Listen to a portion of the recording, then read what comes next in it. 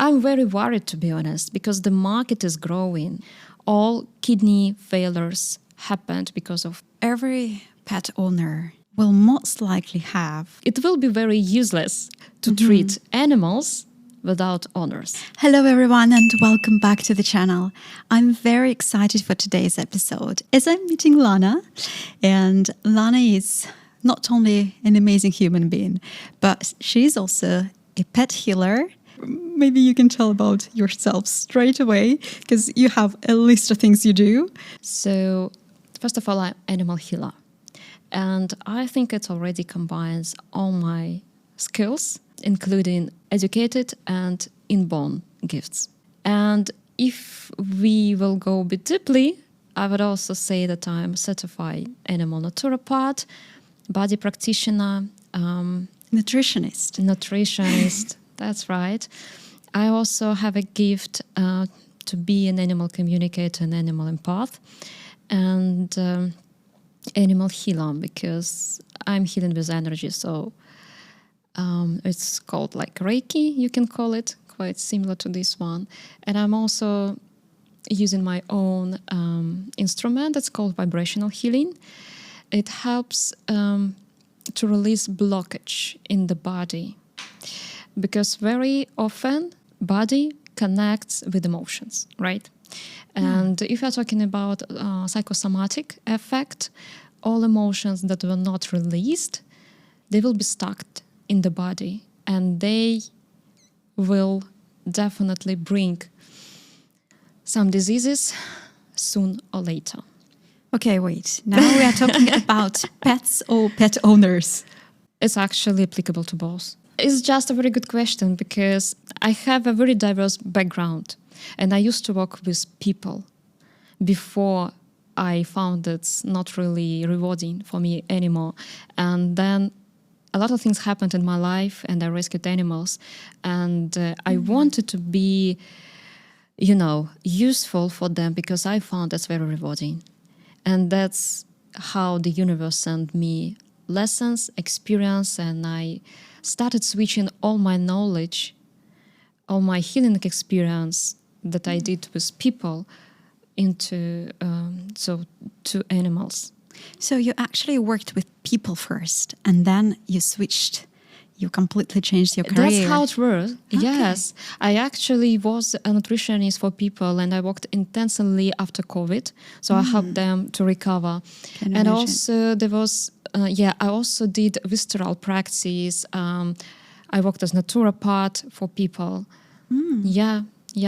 But what's very interesting these days, I have to work with people again. I can imagine.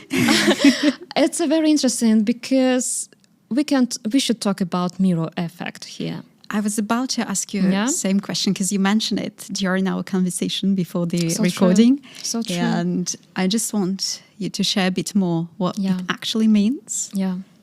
So you should know that for the last 5 years, I have realized that there are two main reasons for animals to get sick. So the first one, if they have trauma, and another one, they mirror mental and physical state of their owners. No way. And that's unbelievable. Exactly. And every second case that I have these days, this is exactly about it. So people try everything with their animals. I mean, when it comes to treating antibiotics, steroids, or whatever, and they didn't see any result, any improvement. And they are so devastated. They were like, oh gosh, what to do? And then they found me. We start sessions. I do checkup, and then I realize I also do checkup for a pet owner. And I see that the energy level quite similar, and I feel the blockage in a specific area, a specific chakra. And then I use bioresonance tool equipment. Maybe you have heard something about quantum or magnetic instrument, and it also can be called bioresonance therapy. So this is the instrument that helps to read the magnetic field of cells. And once you place it in the specific point, because this tool was invented by Japanese scientists, and it's also connected with Chinese medicine once again. So once you place this instrument in the specific body point, it will read the energy of cells, and it will let you know what part of your body is strong, is weak, or normal. Oh, wow. And what happened, once I see that it's exactly this case, so animal mirror the health issues of the pet owner. I'm doing this checkup, and in 99, percent, it will be the same. If they don't believe, I still ask them to go and to do a blood test. And once again, they will get back and tell me, yes, that's the case. Every pet owner will most likely have the same disease as his or her pet. Very likely. I just recently organized an event this was called One Magic Pill That Can Heal Your Pet. And we were talking about pet owner because the whole idea was about taking care of yourself first. You are very responsible for yourself. Because if something happened with you, you should expect that the animals, especially if you have one or a few, will definitely mirror. It will definitely suffer with it. You will see it. Exactly. So that's why it's very important to take care of ourselves first. And I would say it will be very useless to treat animals without owners, if it's the case. Wow. It's just fascinating. Yeah, I still, and a bit scary somehow. Yeah, especially when you don't think about this topic this way, because, people tend to think that pets, they are somehow separate creatures, just, living next to you. Yeah. But I saw a lot of cases when people prefer to buy different things for their pets. Yeah. And this is somehow they, show their love and affection rather than checking upon their health. Yeah. In this case, I also recommend not to waste time, to be honest, on buying extra stuff as thinking that you replace or give them more this case. It's much more important to work on your connection, on your bond, just to spend more time together, better outside, to play, to support this mental activity. It's much more beneficial, to be honest, because it will heal your bond together. It's unbelievable. Tell me more about that. How does it actually happen? I would say it's quite similar to the situation when a mother has a kid. Because as a kid has ability to feel everything that's going on with the mother, they actually read the emotions with the first 3 years quite strong. And they can feel and identify, they can read it on our face. The same with animals. That's why in some articles you can see that animals are equal like 3-5 years old kids, like on the same level somehow. And this is so true because very often even kids have the same issues that mothers have, Yeah, that's true. And animals, these days, they live in our environment, they live in our energy field, and definitely they will observe it. Do you have any tips or advice for pet owners how to strengthen this bond? Yeah. I would definitely recommend to do meditation together or sound healing. I'm doing it every single day with my cats. I just turning on the music because I cannot imagine forest sounds, and even just for 15 minutes a day, if you have time, just be together in one room, turn on relaxation, meditation music, and just be together and try to relax. It's very helpful, very, and it's so easy to do, but it's very healthy, I would say, for both. It's just made me think about the cat of one of my friends, who's so naughty. Oh wow! I just can't even imagine them sitting together in one room. Okay. listening to some music or meditation. So the meditation you're talking about, is it only for specific breeds or any? No.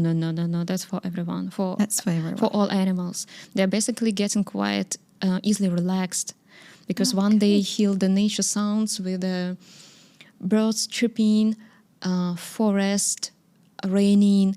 It's also natural for them, They're also wild creatures. They have genes of wild creatures. So for them, it's very natural to hear it, and they will feel relaxed. So this works both for cats and dogs. Exactly. And nature, it's a healer.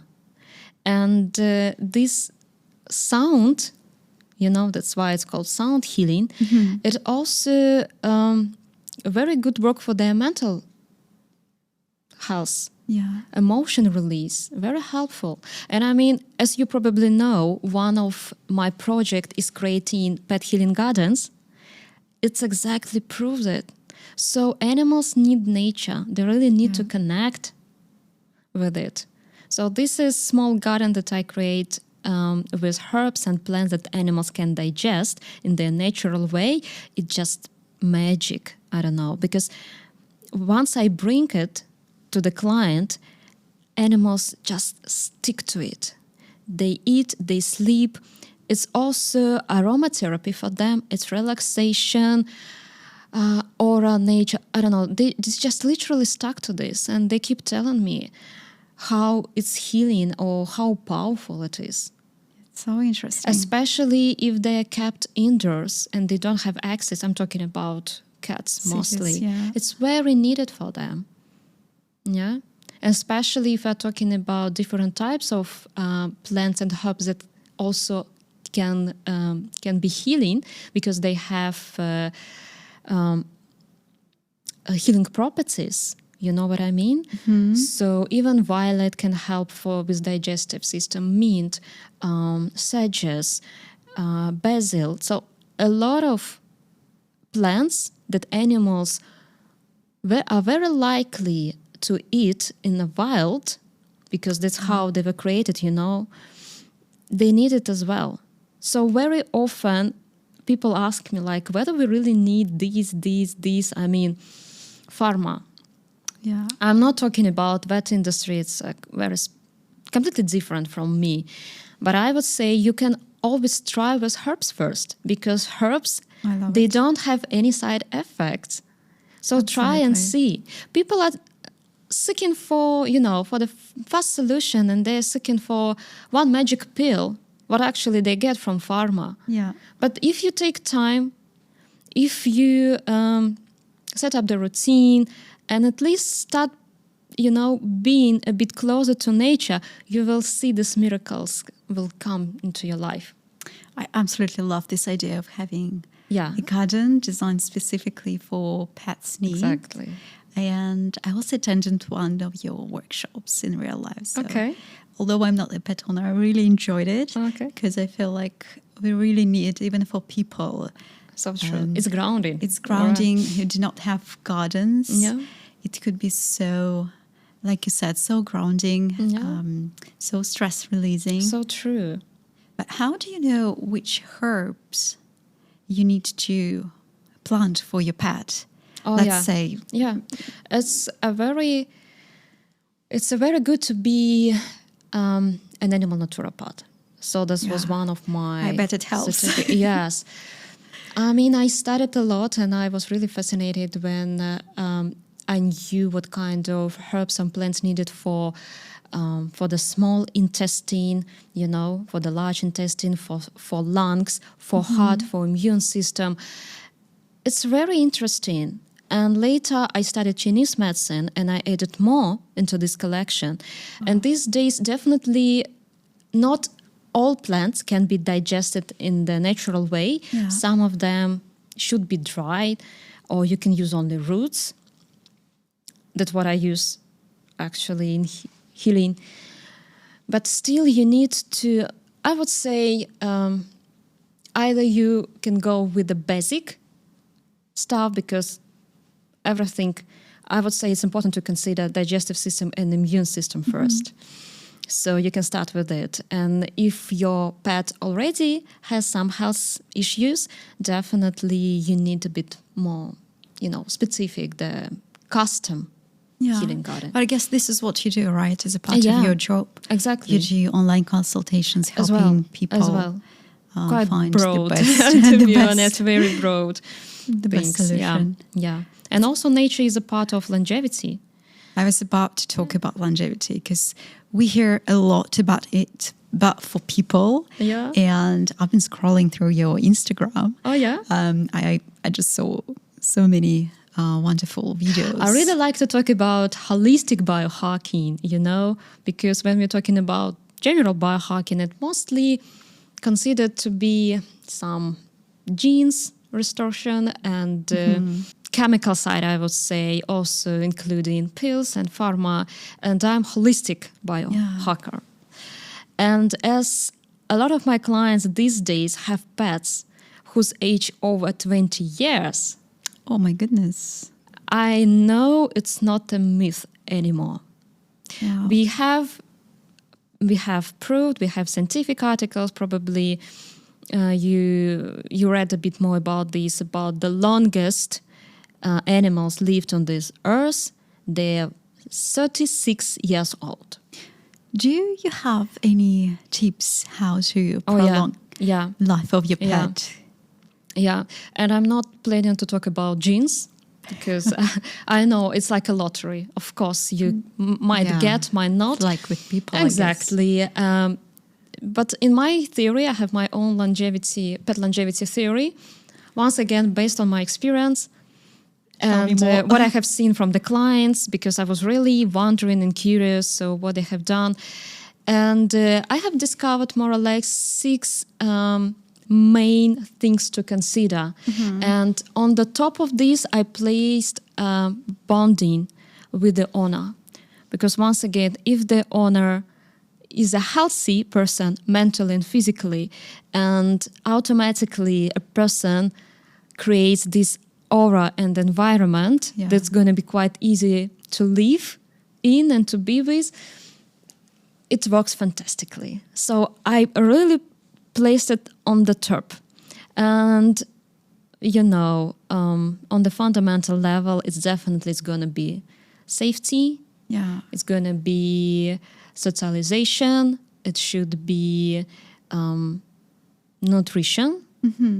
Quite important, I think, these days, because we are bombarded with so much information about the right nutrition, the right diet. I know you have covered that in one of your videos as well. It's fascinating. I will probably link this video for anyone who is more interested in learning more about nutrition for pets specifically. Yeah, but it's a very big topic, and I have a course so people can take it, they can learn, especially if they want to go hiking with us. They definitely should prepare their pets to this, so they can choose the option gently cooked or raw food. And I also cover why I'm not a big fan of commercial food, especially Kibbles. Oh gosh. Because let's be honest, I have worked with vet clinics and we saw what happened if pet eats only Kibbles. In 90% cases, 90, all kidney failures happened because of Kibbles, because it absorbs so much water and animals can't drink so much water. They're not capable. And the digestive system are really destroying on dry food. It's literally like a fast food.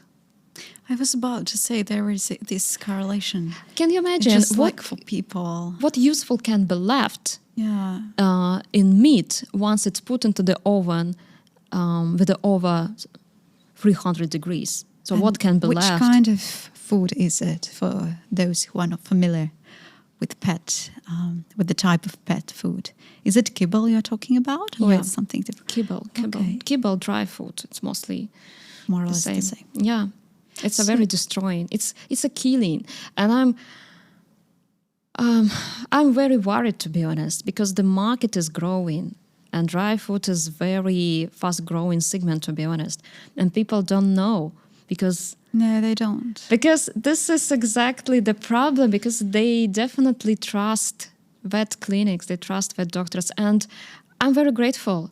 I really see how vet clinics help in emergency, and I appreciate their work. I really like what they're doing. But I actually was in the vet college. I studied with vet students. So because one of my nutrition degrees was definitely got from the vet college in the USA. But I also heard that it requires more preparation if you want to switch the diet.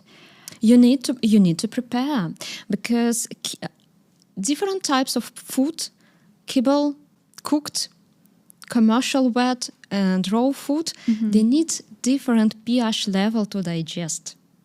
Because if you mix it, what I also don't like, if you mix dry and wet, oh my gosh, you just destroy the stomach. It's gonna be, it's gonna be very unhealthy. It's gonna be black inside. I saw it. And stomach can't absorb minerals and vitamins anymore. Yeah. And of course, you will see diseases. Everything starts with the proper diet. We are what we eat. It's the same with people, and it's the same with animals. True. I'm just really happy that we have talked about this topic today. I know. I just hope it will help raise awareness. So true. I also hope more people will. People at least maybe will start asking themselves what I'm doing, whether it's the right way. Number one question that I actually receive from people, if they have more than one animal, they can too. I have a client with 12 animals. Oh, wow. And number one question, like how I can cook. Because if you are talking about raw food or gently cooked, how I can cook so much in advance. And I say, I see people, 12 cats.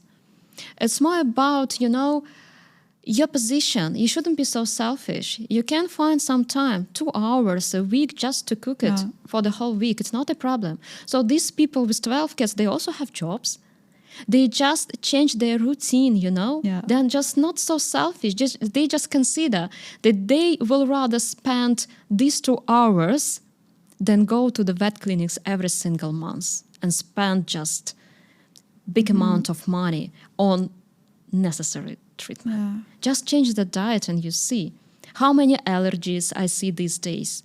Animals, they are suffering with the allergy. And once again, proper diet. Yeah, I totally agree with what you said. Do you see any positive shifts? What makes you excited about the future in the industry in general? Is there anything that... In general, when it comes to industry, I can't say much, but I believe in people. Because once people are educated, they don't fool them.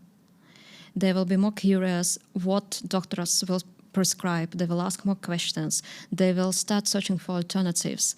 They just should be more educated. And there are so many materials that you can download, you can find on the internet. So if you don't believe me, you can still search.